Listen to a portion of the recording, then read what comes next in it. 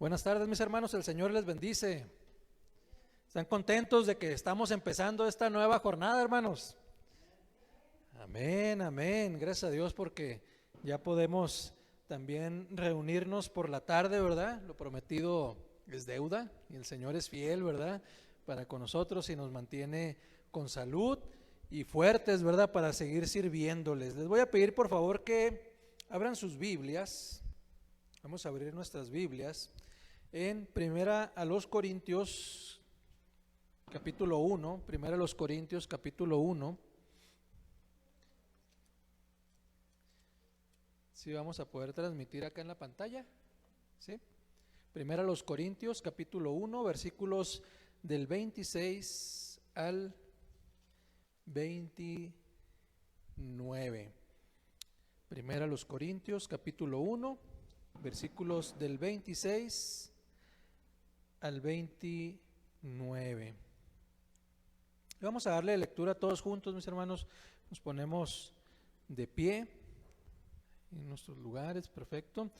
Y vamos a darle lectura. Y dice así: Pues mirad, hermanos, vuestra vocación, que no sois muchos sabios según la carne, ni muchos poderosos, ni muchos nobles, sino que lo necio del mundo escogió Dios para avergonzar a los sabios, y lo débil del mundo escogió Dios para avergonzar a lo fuerte, y lo vil del mundo y lo menospreciado escogió Dios, y lo que no es, para deshacer lo que es, a fin de que nadie se jacte de su presencia. Vamos a orar para ponernos en manos de nuestro Señor. Padre Santo, gracias te queremos dar, mi Dios, por la bendición, Señor, que derrama sobre nuestras vidas y sobre esta tu iglesia Betel, Padre Santo. Gracias, mi Dios, porque nos permites iniciar y retomar estos cultos vespertinos, Padre Santo, donde, Señor, traes palabra, Padre, a tu iglesia para ministrar a los líderes actuales, mi Dios, a los futuros líderes de esta tu iglesia, mi Dios, y a cada uno de esos líderes que estás preparando, Padre Santo, de tu pueblo. Señor, gracias, Señor, porque a través de ti, Padre, podemos tener esta enseñanza, Señor, a través de tu palabra, Padre Santo. Te ruego, Padre, que en esta tarde y en este tema que vamos a iniciar el día de hoy, mi Dios, seas tú quien hable. Usa tu siervo, mi Dios, para poder transmitir la palabra que tienes para tu iglesia y para cada uno de los oyentes a través de los medios electrónicos, Padre Santo, que diga exactamente, Señor, lo que tú quieres, Señor, que no sean mis pensamientos ni mis ideas, Padre, que sea tu palabra la que se transmita esta tarde, mi Dios. Gracias, mi Señor, por todas tus bendiciones. En el bendito nombre de tu Hijo, nuestro Señor y Salvador, nos ponemos en tus manos. Amén, amén y amén. ¿Pueden tomar sus lugares, mis hermanos? Muy bien. El día de hoy vamos a iniciar con este estudio 12 hombres comunes y corrientes. 12 hombres comunes y corrientes. El objetivo del estudio es que podamos conocer de una manera profunda cómo es que Dios escogió a sus discípulos. Muchas veces tenemos una cantidad de temores en nuestra mente y en nuestro corazón de que si seremos dignos de servir a nuestro Dios, si seremos dignos de liderar al pueblo de Dios en sus iglesias, ¿verdad? En su iglesia, aquí en Betel. A veces hasta en nuestra casa nos cuestionamos si somos suficientemente dignos de liderar incluso a nuestros hijos o a nuestros nietos, a nuestros sobrinos, ¿verdad? En nuestros trabajos, si somos dignos de liderar a la gente con la que estamos trabajando. Pues bueno, de eso trata este estudio, ¿verdad? ¿Cómo eran los discípulos? ¿Cuáles eran las personalidades de cada uno de ellos? ¿Cuáles eran las controversias que entre ellos tenían debido a la diversidad de pensamientos? ¿Y cómo es que Cristo les asignó una tarea específica para cada uno a razón de sus capacidades también personales, ¿verdad?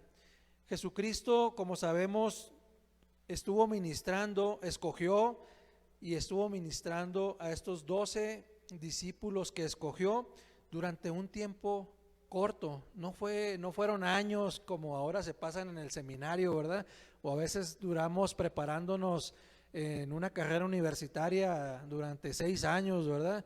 Y luego queremos no nos sentimos todavía capaces de salir al campo laboral y estudiamos una maestría o 2 maestrías y posgrados, porque aún así no nos sentimos capaces o suficientemente preparados, ¿verdad? Pero nuestro Señor Jesucristo preparó a estos 12 hombres precisamente en un tiempo muy, muy corto. Se habla de que aproximadamente fueron 18 meses solamente los que estuvo trabajando de lleno con ellos, ¿verdad? Analizaremos las fortalezas y las debilidades de cada uno de estos discípulos, de estas personas que el Señor escogió, sus estilos tan diferentes que tenían de trabajar, pero que todos ellos sumaban un objetivo, tenían un objetivo en particular para con Dios. ¿Y cómo fue este objetivo?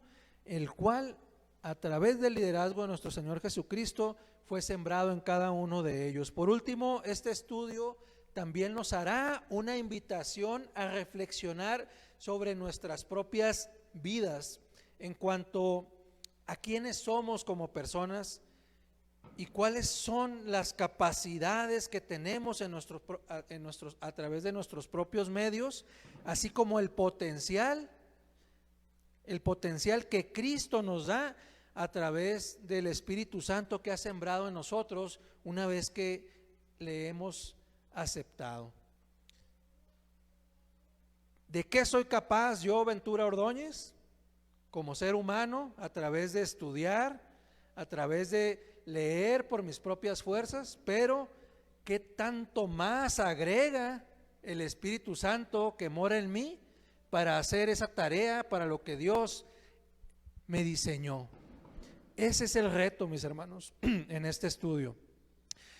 ¿Cómo llegar a ser esos líderes en nuestros hogares, en nuestros trabajos, en la sociedad, en la iglesia? Esos líderes que necesitan estos sitios, ¿verdad? Cada uno de estos sitios necesita de nuestro liderazgo, ¿verdad? Descubrirnos a nosotros mismos por medio de la palabra de Dios y asumir el reto, ¿verdad? El reto que tenemos enfrente ante la sociedad, ante una sociedad inmersa en tinieblas y en una ceguera espiritual. ¿Cómo es que Dios quiere que trabajemos por medio de su palabra en este ambiente? De eso vamos a estar hablando, mis hermanos. Es un libro bastante interesante que espero que confronte nuestra forma de vernos y nuestra forma de ver el mundo. Y bueno, el capítulo 1, que es con el que vamos a iniciar el día de hoy, precisamente se llama así: un llamado poco común. Un llamado poco común. Y les voy a pedir por favor que tengan ahí sus Biblias. Vienen algunos pasajes que voy a necesitar que me estén ayudando a leer ahí desde sus lugares, ¿verdad? Un llamado poco común. ¿Me ayudas con el siguiente slide, por favor? El que sigue. Aquí. Un llamado poco común. Desde los comienzos del mismo ministerio público de nuestro Señor Jesús, ¿sí?, en la ciudad de Nazaret, fue muy controversial, ¿verdad? La gente de su propia comunidad literalmente trató de matarlo inmediatamente después de haber pronunciado su primer mensaje público en la sinagoga local. Esto lo podemos ver en el pasaje de Lucas capítulo 4, versículos 28 al 30. Es el primer pasaje por ahí, ¿alguien que lo tenga?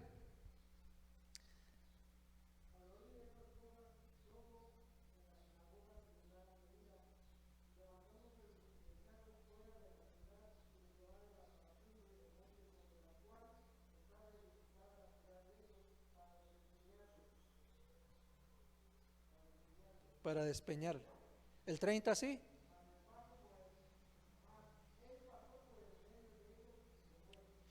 Así es, podemos ver que no fue muy gentil, ¿verdad? Cómo le recibieron ese primer sermón en la sinagoga, ¿verdad?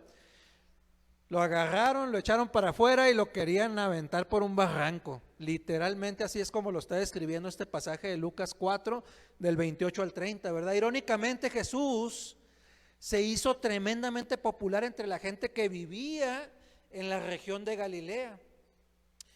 Esa era la región más grande. A medida que empezó a circular la noticia de sus milagros por todas las zonas, grandes multitudes de gente venían a verle y a oírle, a escuchar qué es lo que tenía que decir, ¿verdad? Y esto lo encontramos en Lucas 5:1. Lucas 5:1.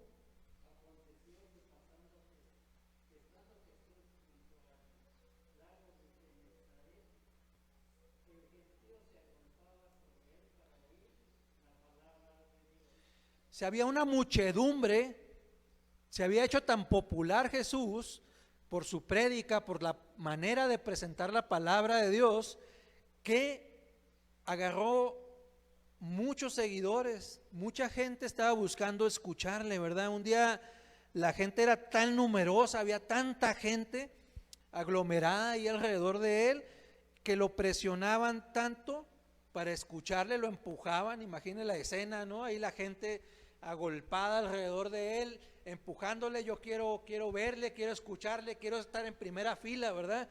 ¿A quién no nos gusta estar en primera fila, verdad? Él tuvo que subirse a un bote y alejarse de la orilla, tuvo que subirse ahí a una barca, ¿verdad? Y alejarse de la orilla lo suficiente para poder seguir hablando desde esa barca. Y no, fíjense, no por pura coincidencia, resulta que el bote que escogió, esa barca que escogió, le pertenecía a un tal Simón. ¿Sí? Le pertenecía a un tal Simón.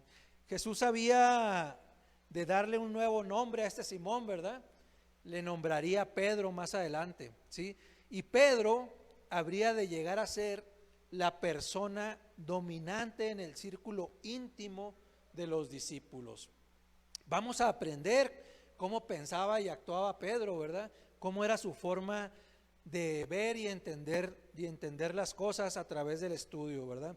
Algunos podrían pensar que si Jesús hubiera querido que su mensaje tuviera un máximo impacto, que fuera más fuerte o tuviera más potencia, ¿verdad?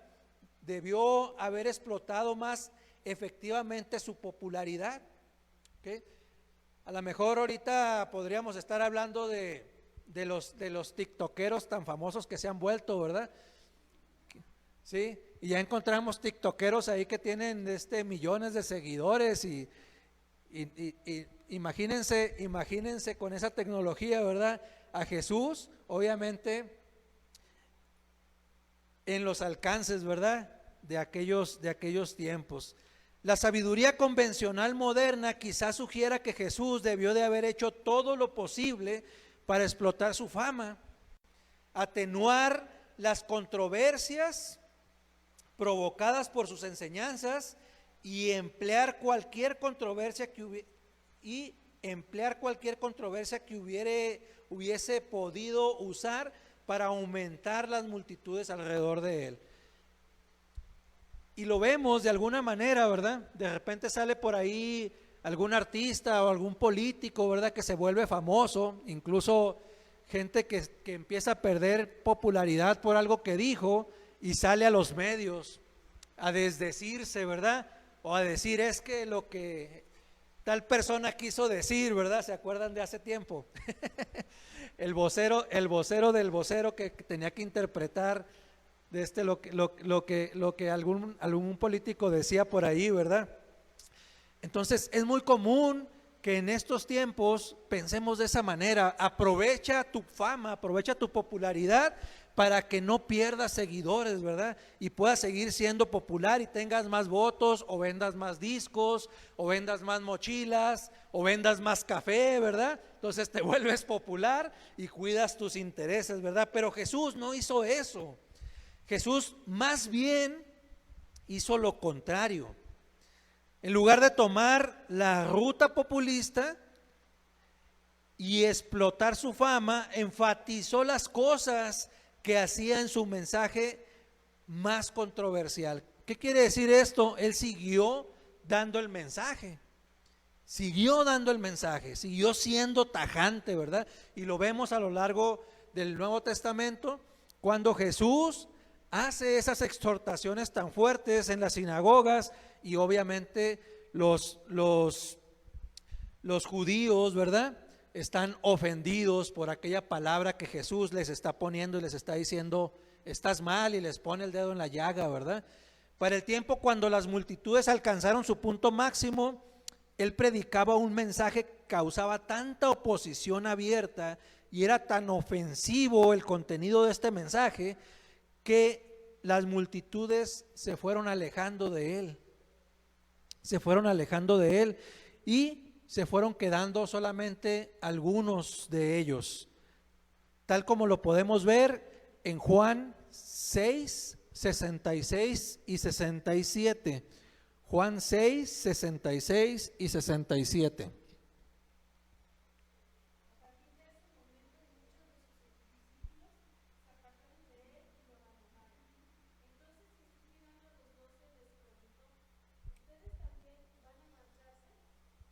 La palabra que Jesús estaba exponiendo en sus prédicas era tan fuerte y tan dura que toda la gente que lo estaba buscando para escucharlo, o por morbo, para ver cómo hacía los milagros, pues se desanimaba y decía: ¿qué palabra es esta? ¿Quién va a poder cumplirla?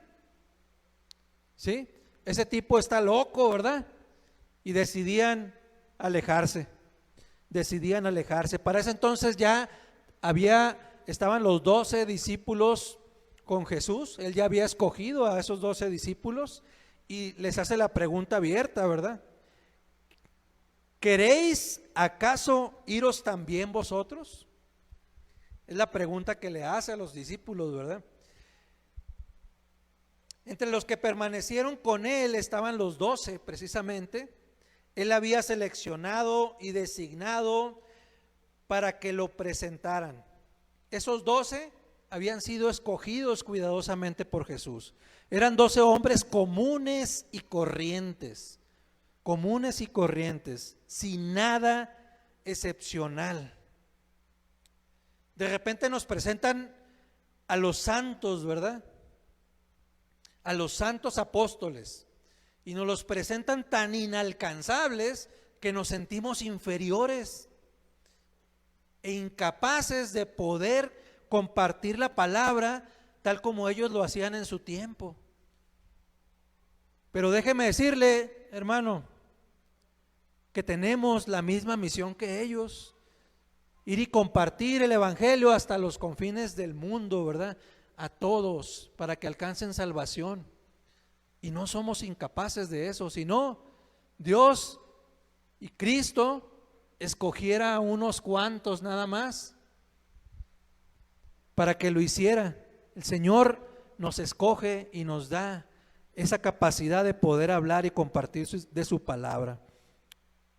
Decidió trabajar a través de la disponibilidad de estos pocos individuos llenos de fallas, más bien que llevar a cabo su agenda a través de la fuerza de las multitudes, o del poder militar, o de su popularidad, o de una campaña de relaciones públicas.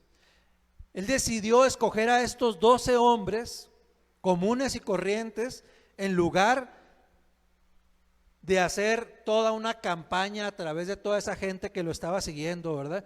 Podía haber en ese momento, que eran miles de personas que lo seguían, haber hecho, no sé, comitivas, nombrar líderes que dirigieran a 100 o a 10 o a 50, ¿verdad? así como lo hizo Moisés cuando estaba organizando al pueblo de los israelitas, ¿verdad? Para gobernarse. Podía haber hecho algo así, pero no.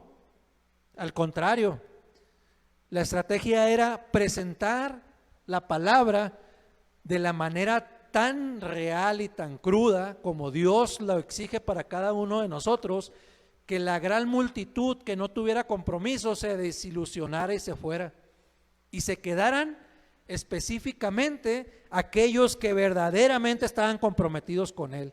Y se habla de estos 12, ¿verdad? Quienes verdaderamente tenían el compromiso. Desde una perspectiva humana, el futuro de la iglesia y el éxito a largo plazo del evangelio dependía enteramente de la fidelidad de estos 12 discípulos. Si ellos fallaban, no había un plan B, solamente había una solución ideada por Cristo, ¿verdad? Hoy nos damos cuenta, ¿verdad?, que Cristo es Dios mismo hecho carne, y que hay perfección en sus planes, y que todo lo que sucede, todo lo que Él decide se lleva a cabo, ¿sí? Pero imaginen, viendo esto desde un punto de vista de administración de un negocio, de una estrategia, de una campaña política, ¿no? O de una campaña empresarial, ¿sí? Hasta me imagino mi hermano Cirilo, ¿verdad?, para hacer las donas, ¿no? Dice, voy a hacer 100 donas, y no amaso específicamente para 100 donas, amaso un poquito más por si se me quema una tanda, ¿verdad? Estamos preparados. En el tema de los negocios igual, siempre tenemos un plan B porque algo puede fallar. En este caso, la decisión de Cristo era perfecta. Él escogió a 12 y sabía qué iba a suceder con cada uno de ellos, y no había un plan alternativo. ¿Por qué no existe un plan alternativo? Porque dentro de su perfección y en las decisiones de nuestro Señor Jesucristo, sabía exactamente qué es lo que iba a suceder. La estrategia que Jesús escogió tipificaba el carácter precisamente de su reino, como podemos verlo en Lucas 17, 20 y 21. Lucas 17, 20 y 21.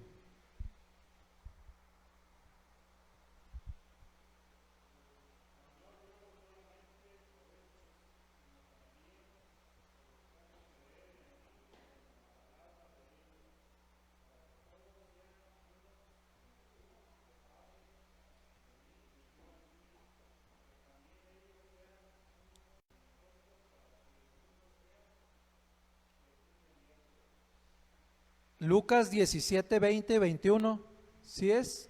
Creo que no, ¿verdad?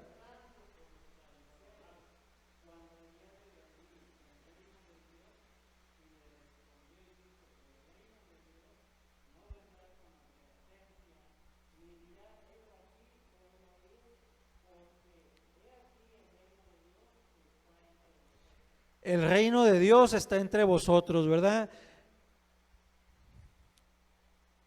Ya que el avance del reino no sería determinado por la fuerza bruta, tal como lo indica Zacarías 4:6.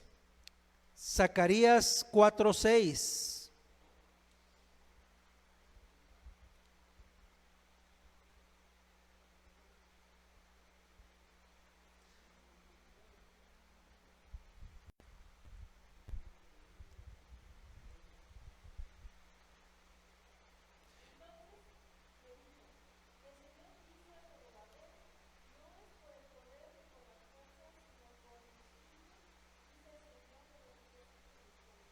Así es, no con ejército ni con fuerza, sino con mi espíritu, ha dicho Jehová de los ejércitos.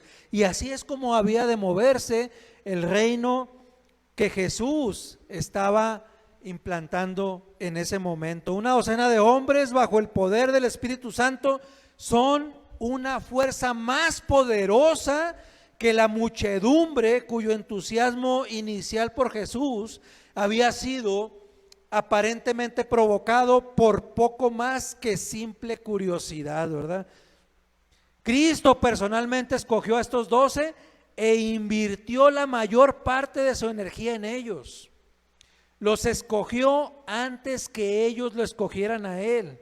Y dice en Juan 15:16, no me elegisteis vosotros a mí, sino que yo los elegí a vosotros y os he puesto para que vayáis y llevéis fruto, y vuestro fruto permanezca, para que todo lo que pidiereis al Padre en mi nombre, Él os los dé.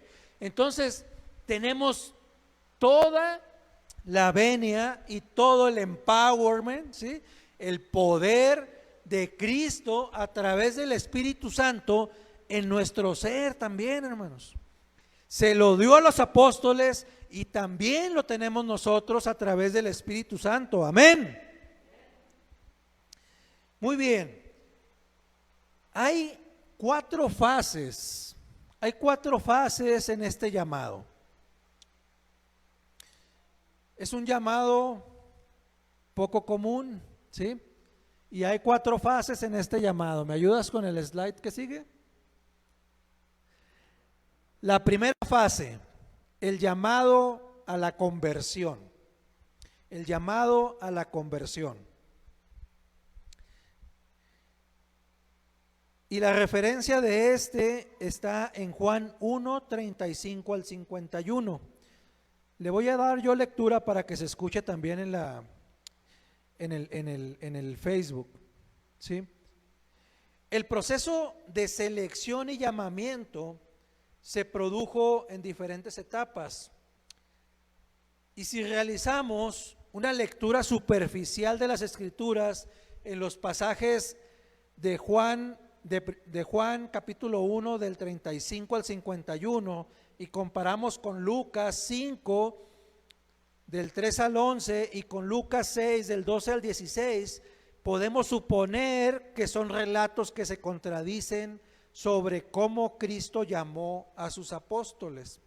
Ya profundizando un poco más en la palabra y haciendo el cruce referenciado de los pasajes, nos damos cuenta que simple y sencillamente son descripciones de los eventos desde puntos de vista diferentes.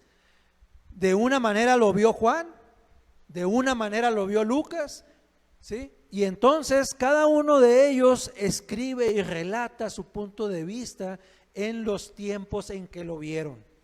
Dice Juan capítulo 1 versículos 35 al 51.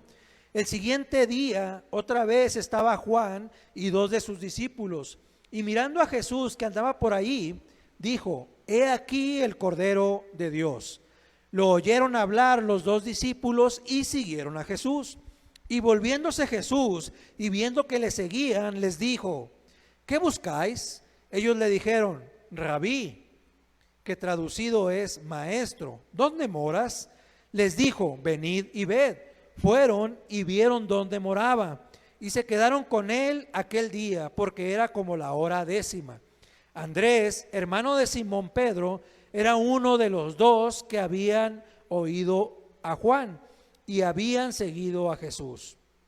Este halló primero a su hermano Simón y le dijo: hemos hallado al Mesías, que traducido es Cristo, y le trajo a Jesús. Y mirándole Jesús dijo: tú eres Simón, hijo de Jonás, tú serás llamado Cefas, que quiere decir Pedro. El siguiente día quiso Jesús ir a Galilea y halló a Felipe y le dijo: sígueme. Y Felipe era de Betsaida, la ciudad de Andrés y Pedro. Felipe halló a Natanael y le dijo: hemos hallado a aquel de quien escribió Moisés en la ley, así como los profetas, a Jesús, el hijo de José de Nazaret. Natanael le dijo: ¿de Nazaret puede salir algo bueno? Le dijo Felipe: ven y ve. Cuando Jesús vio a Natanael que se le acercaba, dijo de él: he aquí un verdadero israelita, en quien no hay engaño. Le dijo Natanael: ¿de dónde me conoces? Respondió Jesús y le dijo: antes que Felipe te llamara, cuando estabas debajo de la higuera, te vi. Respondió Natanael y le dijo: Rabí, tú eres el Hijo de Dios, tú eres el Rey de Israel. Respondió Jesús y le dijo: porque te dije, te vi debajo de la higuera, ¿crees?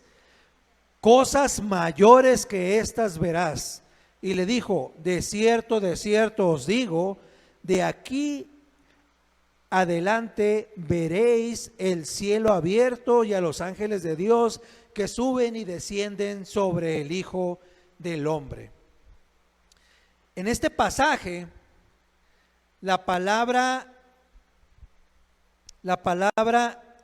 explica cómo Andrés, Pedro, Felipe y Natanael se encontraron con Jesús por primera vez. ¿Okay? Esto tuvo lugar cerca del comienzo del ministerio de Jesús, en el desierto próximo al río Jordán, donde Juan el Bautista estaba ministrando. Andrés y Juan y los otros estaban allí porque ya eran discípulos de Juan el Bautista. Pero cuando oyeron a su maestro señalar a Jesús y decir: he aquí el Cordero de Dios, entonces dejaron a Juan y se fueron con Jesús. Esa fue la fase 1 del llamamiento. Fue un llamado a la conversión. Pasaron de ser discípulos de Juan a ser discípulos de Jesús. Es necesario reconocer a Jesús como el verdadero Cordero de Dios y Señor de todo y aceptarlo por fe. Esa etapa en el llamamiento de los discípulos no significa un discipulado de tiempo completo todavía. Los relatos del Evangelio sugieren que aunque eran seguidores de Jesús, en el sentido de con toda complacencia, oyeron sus enseñanzas y se sometieron a Él como un maestro. Sin embargo, ellos seguían en sus trabajos habituales, ganándose el sustento mediante una actividad regular. Por eso es que desde este punto hasta que Jesús los llamó a un ministerio de tiempo completo, a menudo los vemos pescando y reparando sus redes, ¿verdad? Segunda fase. El llamado al ministerio.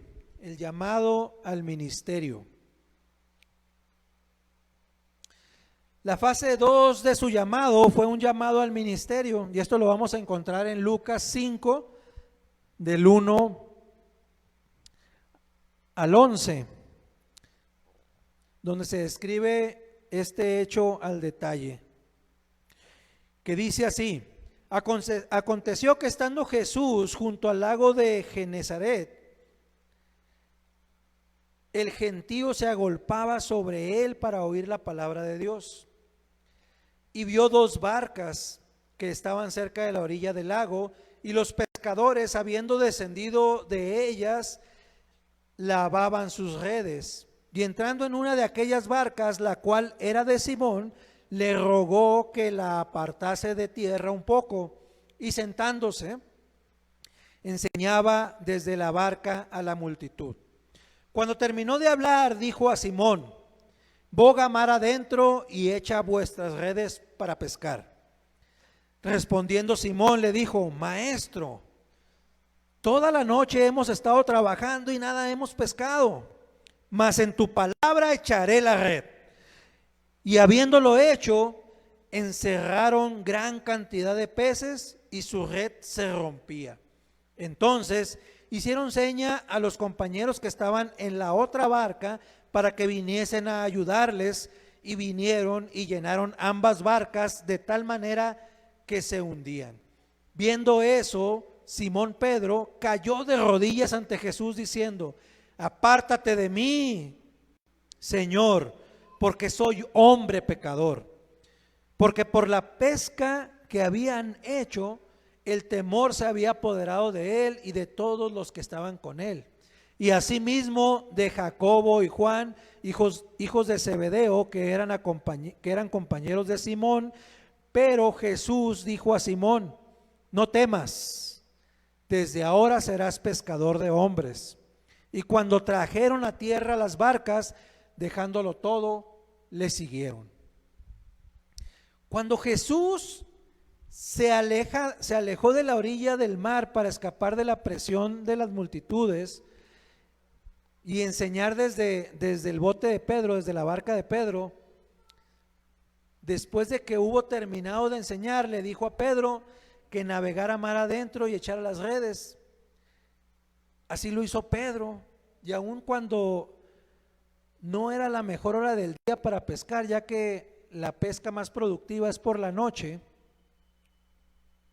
cuando el agua es más fría y los peces suben a la superficie a comer, ni era tampoco el lugar más indicado, ya que los peces normalmente se alimentan en aguas poco profundas, ¿verdad? Donde es más fácil pescar. Y además Pedro, como lo dice la palabra, estaba exhausto, estaba cansado. Habían estado toda la noche trabajando y no tenía fuerzas, ¿verdad? No tenía fuerzas, estaba cansado, ¿sí? Y desanimado también, ¿verdad? Porque toda la noche aventando la red y ni siquiera sacaron un pescadito, ¿verdad? Pedro le dice a Jesús: maestro, toda la noche hemos estado trabajando y nada hemos pescado, mas en tu palabra echaré la red. El resultado fue una gran pesca, tan grande que sus redes se rompían y dos de sus barcas casi se hundieron. Aquí es cuando verdaderamente empiezan a creer, ¿verdad?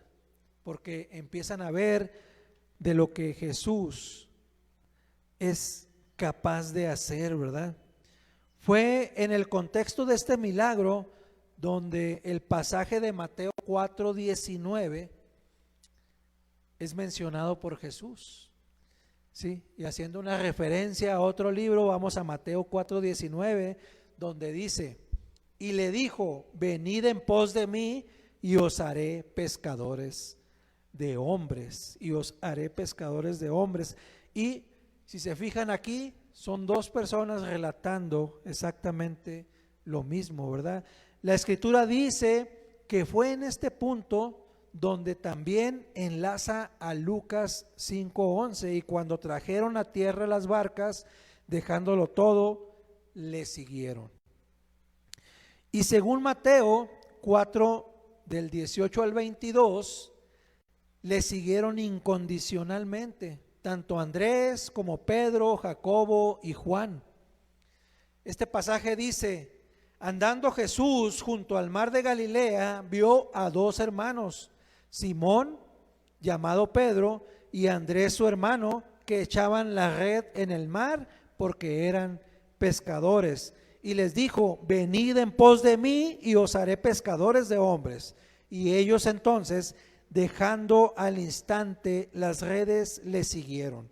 Pasando de allí, vio a otros dos hermanos, Jacobo, hijo de Zebedeo, y Juan su hermano, en la barca con Zebedeo su padre, que remendaban sus redes, y los llamó. Y ellos, dejando al instante la barca y a su padre, le siguieron. Y desde ese punto fueron inseparables del Señor. Entonces podemos ver cómo en las diferentes cartas, en los diferentes evangelios, se está describiendo lo mismo, pero escrito desde diferentes perspectivas, ¿verdad? Obviamente el pasaje de Lucas es el que nos da una reseña más precisa de lo que sucedió en ese momento, ¿verdad? Pero allí es donde convergen estos pasajes, ¿verdad? Los de Mateo y los de Lucas. Tercera fase, el llamado al apostolado. El llamado al apostolado. La tercera fase es el llamado al apostolado, y fue aquí cuando Jesús precisamente seleccionó y nombró a los 12 en particular y los hizo apóstoles.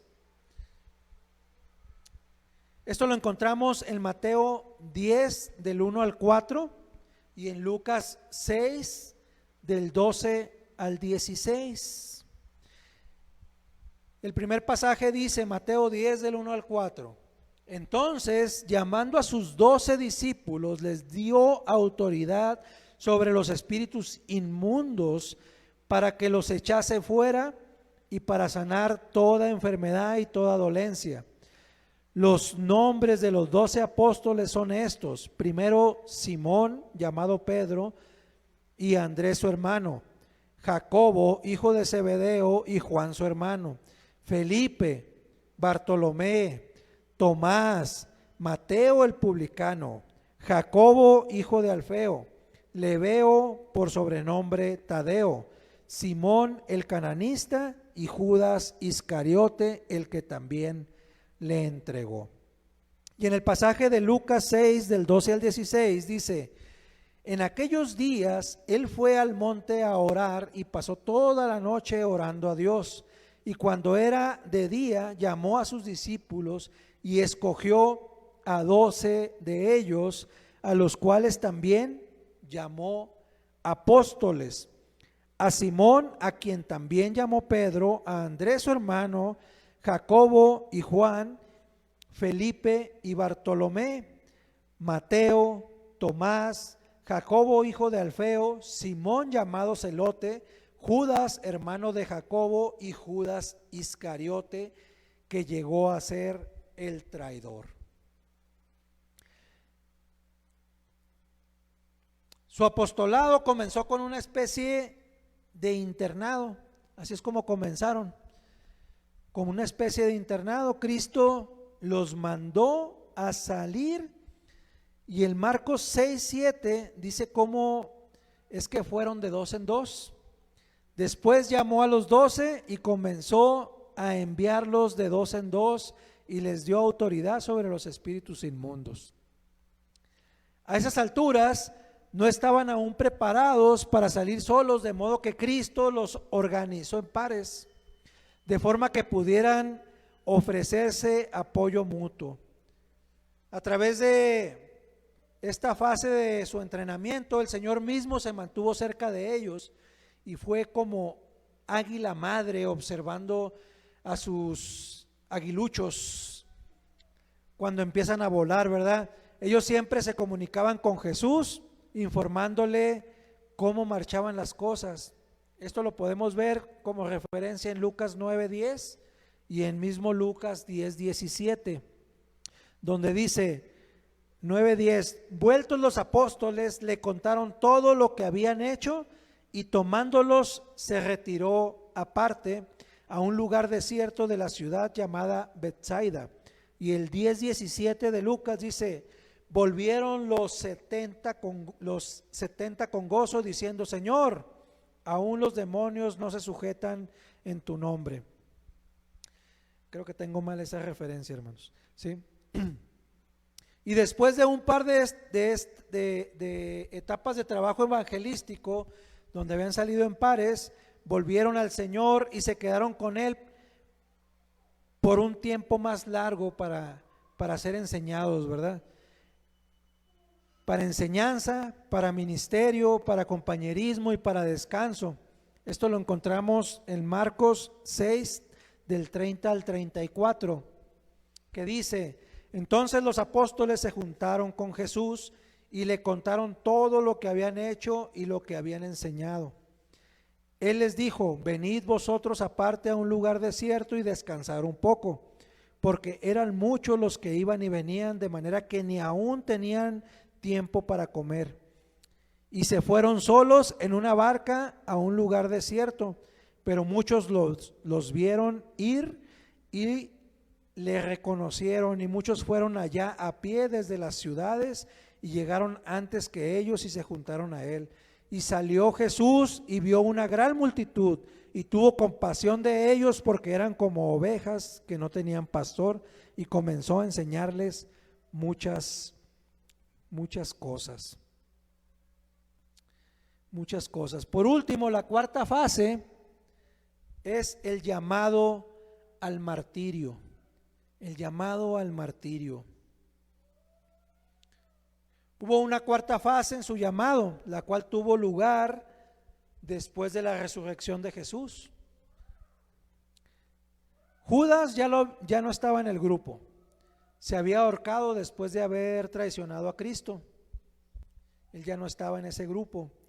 En su cuerpo resucitado, Jesús se apareció a los 11 y los envió a todo el mundo diciéndoles que fueran por las naciones haciendo discípulos. Este fue en realidad un llamado al martirio. Al final cada uno de ellos dio su vida por el evangelio. Se sacrificaron, ¿verdad?, por compartir la palabra de Dios. La historia registra que todos, salvo uno, fueron muertos por su testimonio. Solamente Juan se dice que llegó a ser anciano. Solamente Juan, aunque fue perseguido duramente por el nombre de Cristo, sí, por estar predicando y dando testimonio de Cristo, se exilió en una pequeña isla llamada Patmos, ¿sí? A pesar de los obstáculos que tuvieron que enfrentar, ellos triunfaron y lo podemos ver hoy en día, ¿verdad? Porque estamos hablando precisamente de la palabra que nos dejó nuestro Señor Jesucristo, ¿verdad? En medio de grandes persecuciones e incluso del martirio, cumplieron con la tarea. Se les encomendó una tarea y tuvieron el valor precisamente de cumplirla. Contra todas las posibilidades entraron victoriosos a la gloria, ¿verdad? Fueron recibidos y están allá en el cielo, ¿sí?, con nuestro Señor Jesucristo. Y el testimonio continuó, el testimonio continuo del evangelio, extendiéndose ya hasta nuestros tiempos por más de 2000 años, ¿verdad? Y llegando a prácticamente todos los rincones de la tierra, porque ahorita, por más que se quiera tapar el sol con un dedo, los medios electrónicos nos llevan hasta los confines de la tierra, ¿verdad? Es un testimonio a la sabiduría de la estrategia divina, ¿verdad?, que se aplicó. La estrategia, el plan de Jesucristo para la propagación de su palabra. No es extraño que nos fascinen las vidas de estos hombres, ¿verdad? Porque al final fueron hombres que fueron tomados de un campo de trabajo con personalidades muy diferentes, con actitudes muy diferentes, con objetivos muy diferentes, pero que al final, cuando Jesucristo les encomienda la tarea de compartir el evangelio, ellos lo que compartían en común es que iban a sacrificarse por hacerlo. Este estudio precisamente está basado en la fase 3, en el llamado. Y analizaremos las vidas de cada uno de estos 12 personajes, ¿verdad? Sus fortalezas, sus debilidades, las controversias y demás asuntos de personalidad, de tal manera que podamos hacer una reflexión profunda sobre cómo Cristo los eligió a cada uno de ellos, y también buscaremos cómo cruzar sus vidas con las nuestras para entender qué es lo que Dios quiere de nosotros. Les invitamos a que sigan acompañándonos los domingos por la tarde en estos estudios y esperamos que sean de mucha bendición para sus vidas. Señor les bendiga.